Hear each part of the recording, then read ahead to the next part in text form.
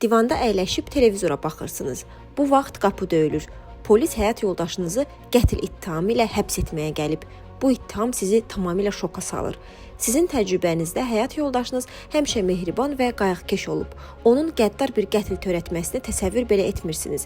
Amma sübutlar ciddidir. Barmaq izləri qətl silahının üzərində tapılıb. Həyat yoldaşınız isə israr edir ki, o günahsızdır.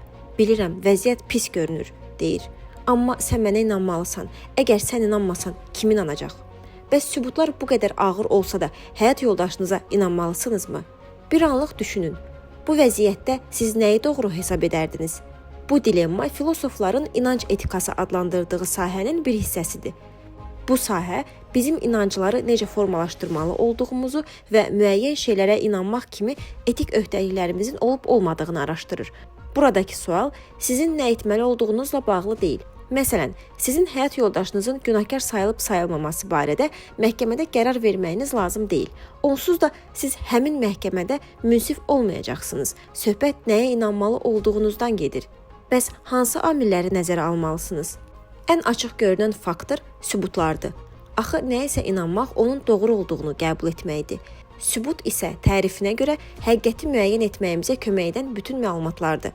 Buradan bəzi filosoflar belə nəticəyə gəlirlər ki, insanın nəyə inanmalı olduğunu yalnız sübutlar müəyyən etməlidir. Bu baxış evidensializm adlanır. Bir evidensialist üçün ittiham olunanın sizin həyat yoldaşınız olması heç bir rol oynamamalıdır.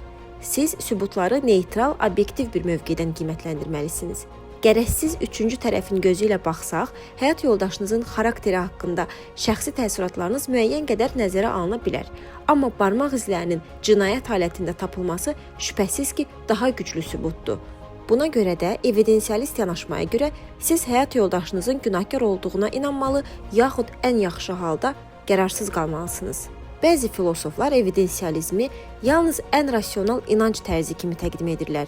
Digərləri isə, məsələn, 19-cu əsr evidensialisti William Clifford hesab edirdi ki, sübutlara əsaslanmaq mənəvi bir tələbdir. Bu mövqeyə görə düzgün və məlumatlı inanclar çox vaxt doğru davranışın açarıdır. Digər arqument isə belədir. Yalan danışmaq etik baxımdan səhvdir. Sübutu görməzlikdən gəlmək isə insanın özünə qarşı yalan danışması deməkdir. Bəlkə də başqa etik amillər də var. Həyat yoldaşınıza qarşı sübutlar ciddi olsa da, onun həqiqətən günahsız olması ehtimalı hələ də mövcuddur. Bir anlıq düşünün, günahsız olduğunuz halda heç kim, hətta öz həyat yoldaşınız belə sizə inanmır. Özünüzü necə hiss edərdiniz? Həyat yoldaşınıza inanmadığınız halda ən çətin anında onu dərindən incitmək riskini daşıyırsınız. Üstəlik bu inamsızlığın evliliyinizə necə təsir edəcəyini də düşünün.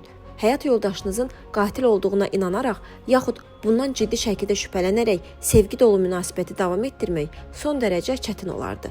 Siz özünüzü inandırıb, sanki həyat yoldaşınızın günahsız olduğuna inanırmış kimi davranmağa çalışa bilərsiniz. Amma bu yalanla nə qədər yaşaya bilərsiniz?